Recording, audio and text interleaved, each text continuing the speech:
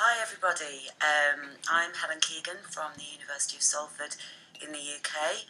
I'm delighted to have been invited to talk to you at the Sapphire Festival, which looks amazing, incidentally, looking at the speakers and the various activities. So I'm kind of pretty disappointed that I can't be there in person.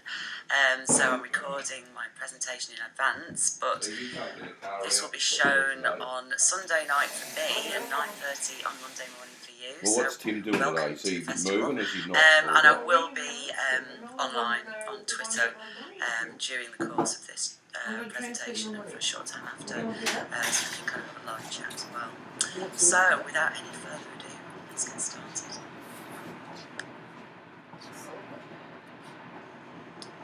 Okay, so here we go.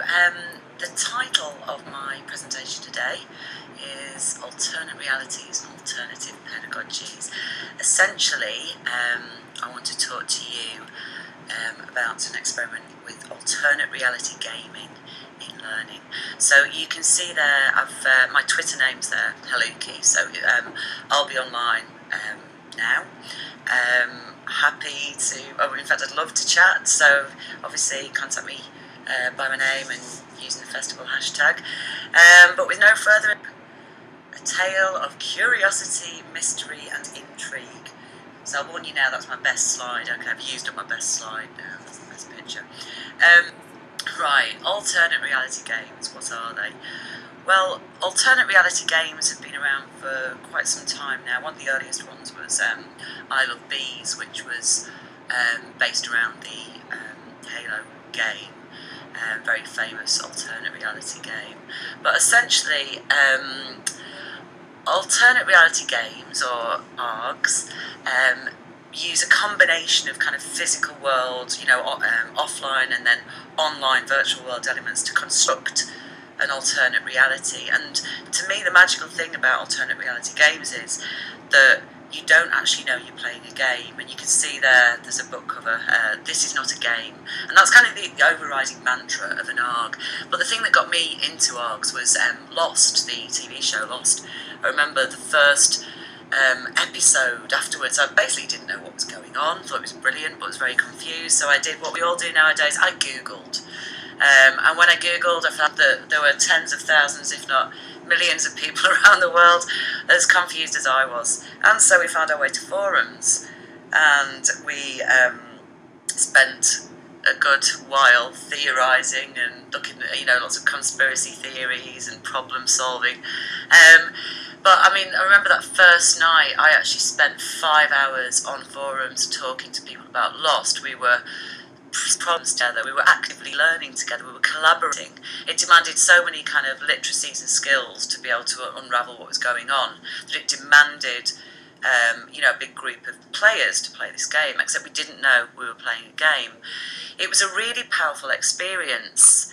I spent so much time searching, collaborating with others, and I was really deeply engaged. And from that moment on, I always wanted to try to do something with an ARG in education. So, curiosity, mystery and intrigue. This was the thing that led me into the world of ARGs in learning. Basically, I was getting increasingly frustrated by the assessment-driven attitude of my students, which in the UK, as our fees have kind of increased over the years, and the whole, everything's become so much more sort of commercialised, like the consumerisation of HE, I guess. I'd really noticed that the learners were so incredibly target-driven. It was all, I'm paying this amount a year, I want a first, what do I need to do to get a first? And it was all about the targets and about the money. And the curiosity seemed to have disappeared, and that really saddened me. It really saddened me, and I just kept thinking about how deeply curious Lost made me. And think, well, could I recreate that in the classroom? So, a good friend of mine, a guy called Hugh Gary, who was the senior interactive producer for BBC Radio 1 for about 15 years. I was talking to him about it. We met one day and I was having a moan. Said, all they care about is assessment, nobody's curious. And I said that I wanted to try and run an ARC, and Hugh said, well, I did a couple of those when I was at Radio 1. I'd be up for helping you with that. So that was brilliant. So Hugh came on board, and what we did, we thought about the elements of the creative process, and we sort of isolated them to curiosity, collecting ideas, connecting and getting your work out there. So before we even looked at the curriculum for the module, which I'll tell you more about in a moment, we were trying to think about the bigger themes, beyond curriculum, beyond assessment. What kind of transformations did we want to take place with our learners? Where did we want them to kind of move to? So I go in here with my phone. Here is the module, essentially. The hashtag was PSVTAM, which stood for Professional Sound and Video Technology. That's the degree programme. And the module was Advanced Multimedia. So we had 30 students on the module. And you can see the basic topics, the curriculum, on the right-hand side. So we've been running this for years now. We cover digital identity and remix culture, copyright, licensing ethics, lots of participatory media production, crowdsourcing, looking at digital cultures. Mobile phone filmmaking is something that we've been very keen on for a while. And critical media literacy is underpinning all this. In prior years, I'd spent a week or two talking to the students about transmedia storytelling, but this year I wanted them to really live a transmedia experience. So we wanted to run the entire module as an alternate reality game, making them very curious, hopefully, through injecting mystery and intrigue into the curriculum. So we really wanted them to move beyond what was there. We wanted them to move beyond assessment, to dig deep, to question everything. We wanted them to be curious. We wanted them to have an adventure which took them way beyond the actual module. Okay, so this is what we did. In July last year, 2 years ago now, we set up a fake identity. I chose the name Ruthie Franzen. It was a name which didn't exist online. And basically set up Ruthie's identity across a range of online platforms, and over a few months we started to populate the platforms with lots of different media types, and we filled, for instance, Ruthie's Tumblr with videos we wanted the students to watch and articles we wanted them to read. Ruthie's YouTube account had lots of cryptic videos on there, his Google presence, his Flickr account, his Twitter. All of these things were kind of interlinked transmedia puzzles, I guess. Lots of cryptic clues via mashup videos, photographs, hidden codes. So the idea being that when the students actually started the course, our friend, the mysterious Ruthie Franzen, would then communicate with them via social media in order to make them curious and leading them to discover all of these resources, which mapped directly onto the curriculum and then some, so that they, we wanted them to hunger to know more and become active explorers. So that was the plan anyway. We also wanted to end with a big event. So we knew we'd be getting the learners to make mobile phone films. So we wanted to get them broadcasted somewhere big. We wanted to have a sense of, intense excitement and a bit of a reward for 12 weeks gameplay. So we approached the BBC, and they agreed to let us broadcast the learners' mobile phone films on a huge screen of Manchester. And this place is called Exeter Square, also known as the Triangle. All those little red dots are actually football fans, not my students. Thankfully, our class sizes aren't quite that big just yet, but it just gives you some idea of the scale. So we arranged to show the student films on the 9th of December 2011 at 7 a.m. So the question was how to get them from week 1, the beginning of October, to week 12, the showing of their films on the BBC big screen. And we needed to make sure that we ticked all the boxes in terms of, the course content and curriculum. But as I said before, we wanted them to hunger to know more and go way beyond what was there. That was the goal. How far would learners go beyond assessment just because they were curious? So the rabbit hole into the game, bit of ARG terminology there. And the entrance to an ARG is termed the rabbit hole from kind of Alice in Wonderland. The rabbit hole to the game was a sequence of numbers 91211, which corresponded to the date of the planned broadcast on the 9th of December 2011. So what we did was we sent these numbers to the students. We picked 15 students out of the 13, sent them to their home addresses. The reason being, we thought, well, if we don't send them to all of the students, they'll become curious and they'll start talking about it. So that's what we did. So they're the numbers, 91211. I'm now going to show you a short video which basically summarises about 12 weeks of gameplay in 4 minutes, so it's rather chaotic. I hope you can at least try to follow it. Yeah, and it's quite interesting to see how the kind of tone changed as the game progressed. So yeah, keep an eye out for the tweets. Here's the video. Enjoy.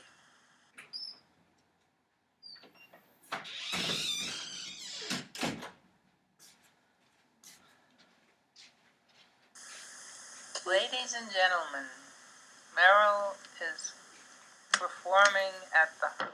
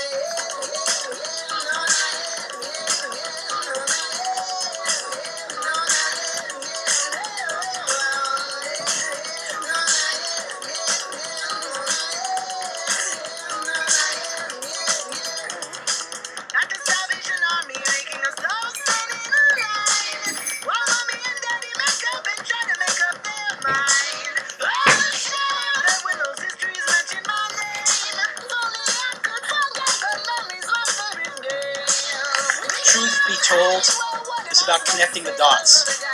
Figure it out.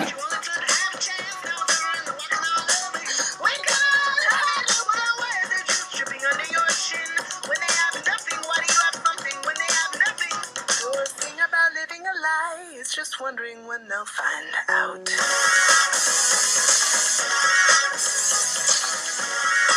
Your time is limited, so don't waste it by following your curiosity and intuition. All work out okay.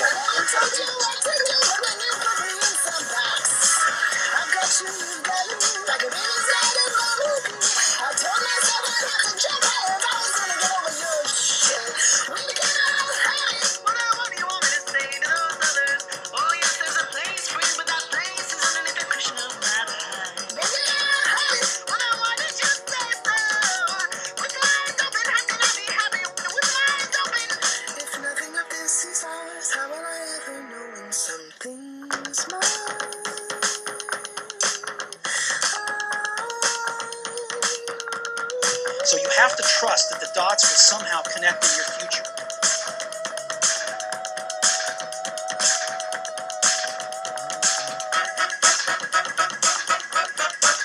Got to find the answer, keep looking, and don't settle.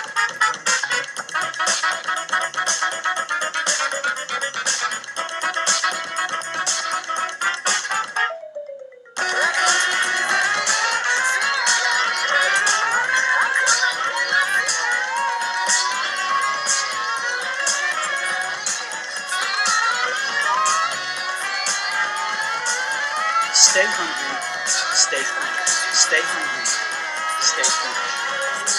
Stay hungry, stay foolish.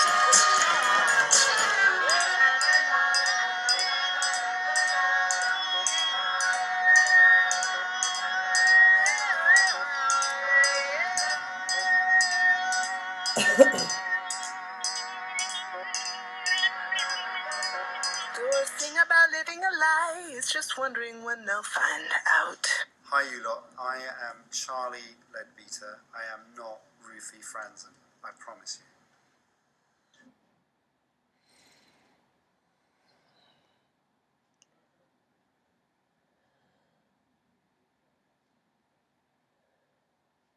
don't know if you noticed at the beginning of that clip, but it kind of backfired.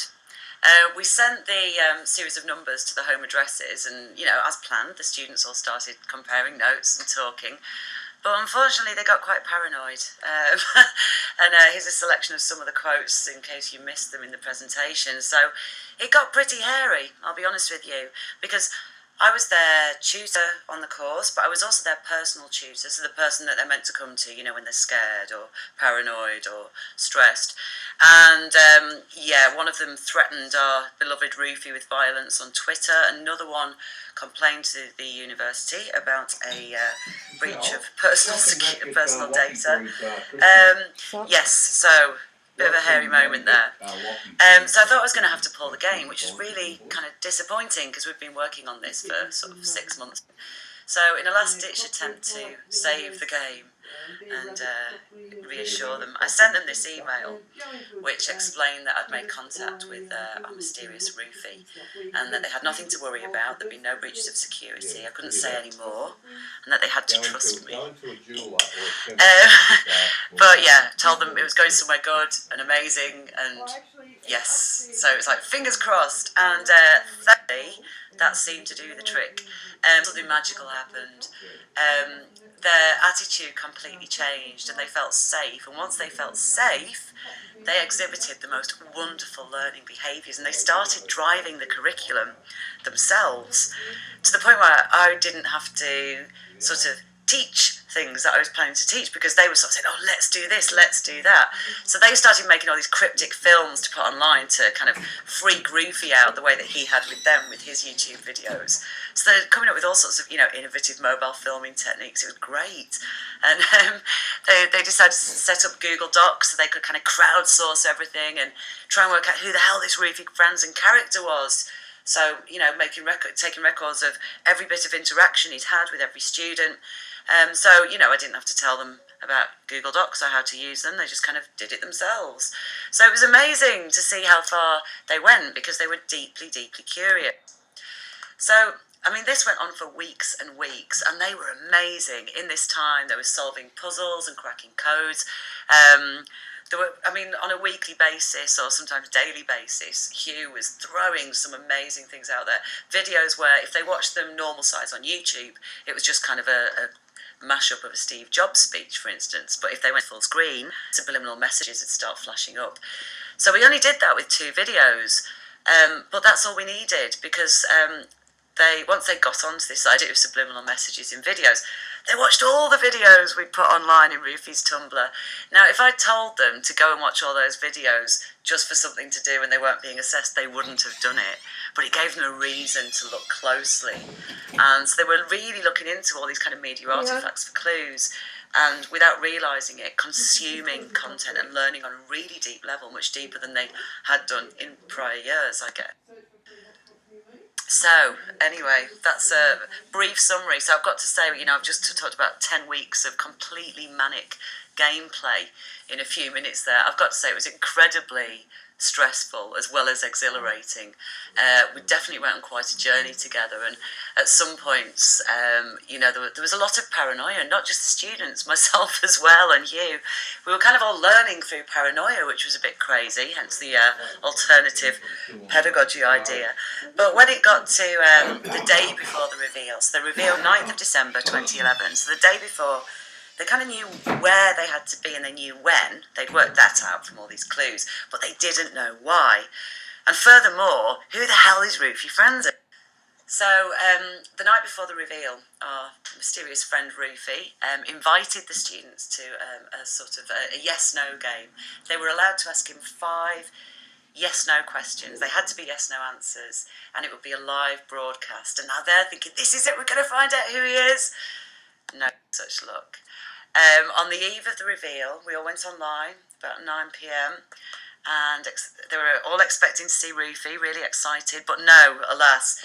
What they did see was this: 2 black glittery skulls and a white fluffy penguin that flew from a yes to a no skull, according to the answer. And it really built the tension. And there's a quote there from James, best TV programme I've watched in ages. You know, it was so interactive and so incredibly mysterious. They could see this hand moving the penguin, but that was it. So, you know, the build-up by this time. I don't know if you noticed in the video, the guy at the end, Charles Leadbeater, who's a really famous sort of educational and organisational innovation expert here in the UK, he happened to be in Manchester that day. So we managed to get him to record this short video saying, I am not Ruthie Franzen, I am Charles Leadbeater. And that completely blew their minds, because they were thinking, what the hell is going on here? Why, Charles Leadbeater? Who's Ruthie Franzen? How powerful can he be?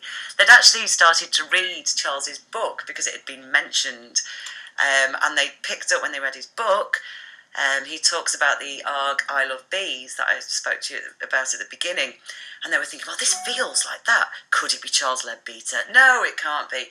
So, you know, the sense of kind of mystery was, you know, it was beyond our expectations at this point. It was really exciting.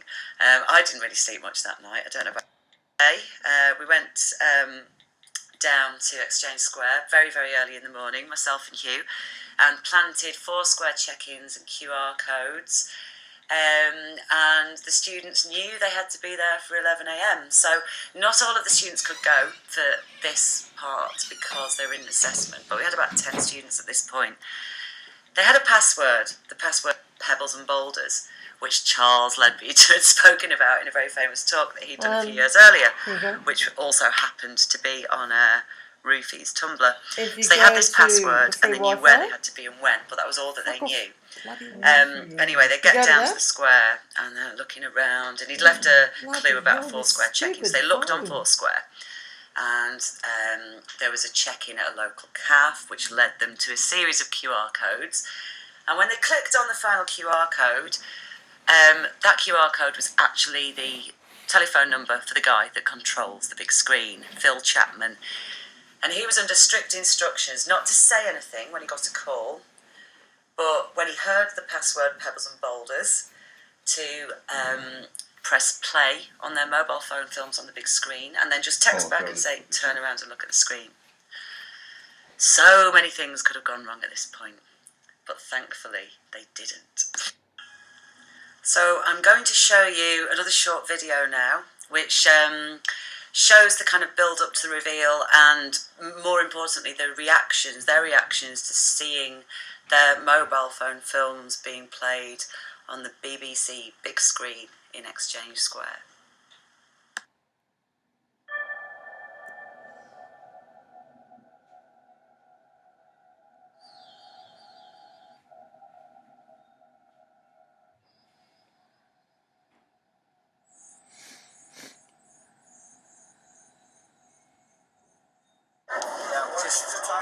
It's kind of very odd, but you know, I don't know. It's just, it feels, I don't know. We're going to find out today, obviously, but it just feels Passing time. yeah. it's distracted me from my assignments, which is very. No, I'm looking forward to finding out who it is. I want to see who he is and why he's chose us. I didn't care at first, but then it got to me, so now I care. So I need to finish this. That's fair enough. Lorenzo? I just want to know who he is. I mean, who is Ruthie Franzen?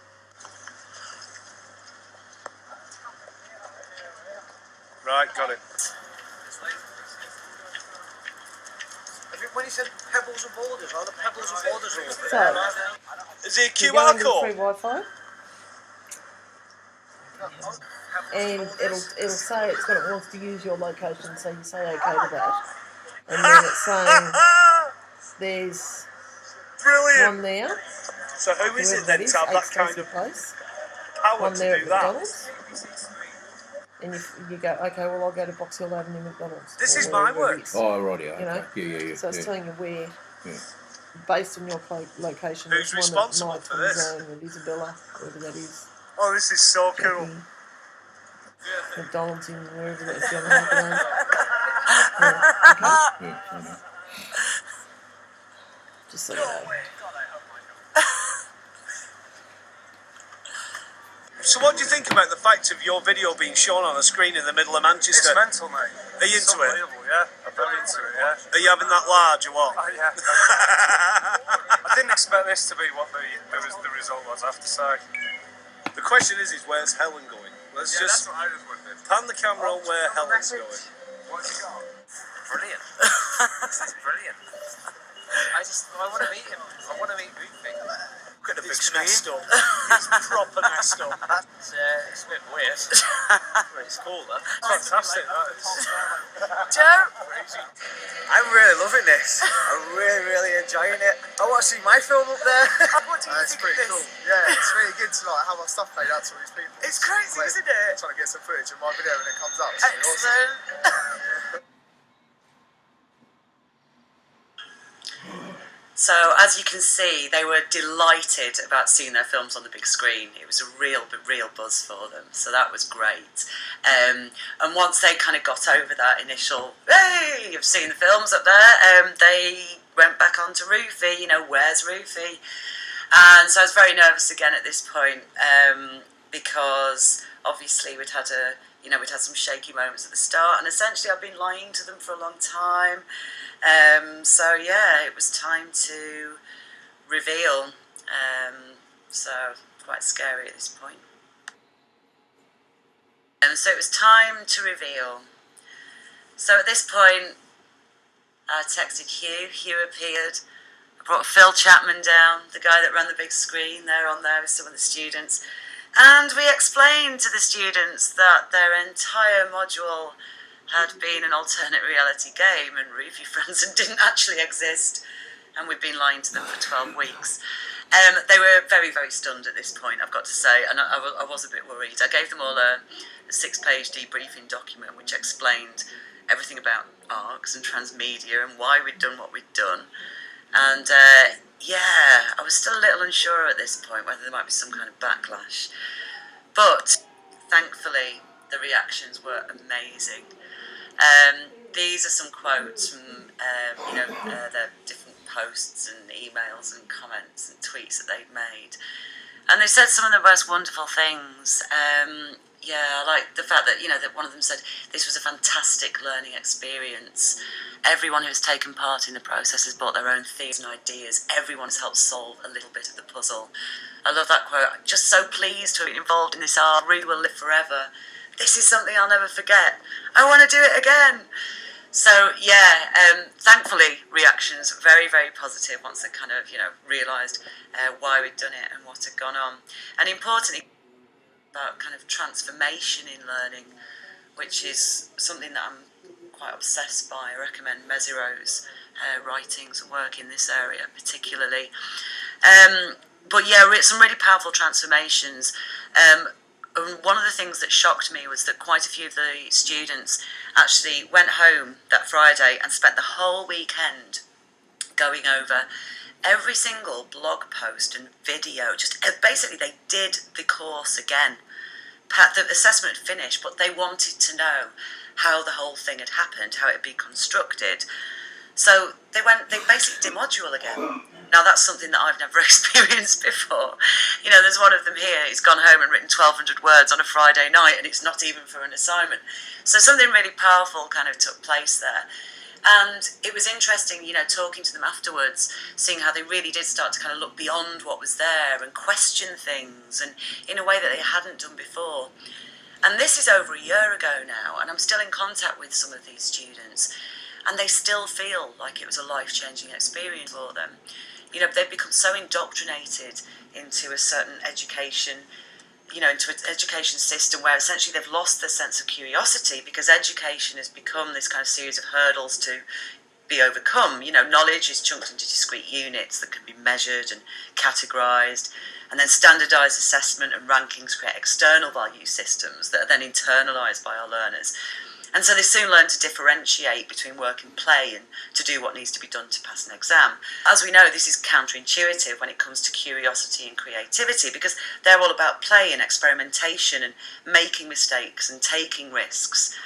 And so I think this really helped them to kind of question their own approach to education, their own approach to learning. And, it's had some really quite significant effects, I guess, looking at them a year down the line, in terms of how kind of open-minded they are and open they are to the world around them. And it's actually much more curious. I'll finish off now, but I just want to leave you with this quote from Freire, which you may have come across before. But, you know, I really do think that this particular example serves to highlight the importance of kind of, you know, critical media literacies and creative media literacies. So not just always telling our learners what we want them to do to kind of pass an exam, but to really get them to, you know, to put them in positions, to give them learning experiences that can lead to deep, deep transformations. So I'm going to leave it there for now. Thank you so much for listening. I hope this hasn't been too painful. It's very odd talking over a slideshow. So I'm online now for the Twitter chat. That's me, Haluki. So yes, I'll leave the slideshow there for now. And I'll just record a quick goodbye. Trying to sort of, you know, add a human element to the whole thing. I hope you enjoyed that. I'd love to hear your thoughts, especially, you know, around ideas about assessment and learning. How can we make learners deeply curious? What kind of approaches have you used in the past? I'm always really interested to know more about what other people are doing as well. So I'm on Twitter now, Haluki. So yeah, hopefully speak to you soon and enjoy the rest of the festival. As I say, it looks amazing, and you're really lucky to be there. So thanks for listening. Bye bye.